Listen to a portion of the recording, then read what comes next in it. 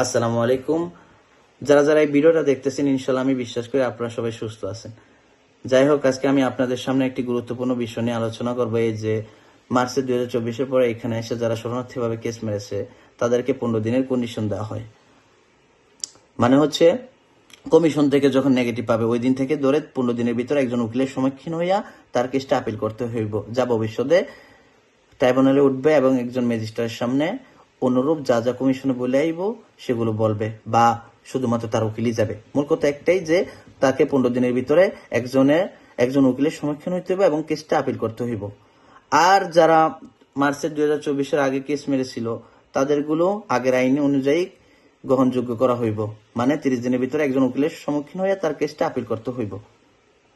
আর একটা হাস্যকর বিষয় হয়েছে, আপনাদের সামনে বলতে চাই যে জর্জা মেলোনি, জানেন তো যে আলবানিয়াতে উনি ক্যাম্প বানিয়েছিলেন।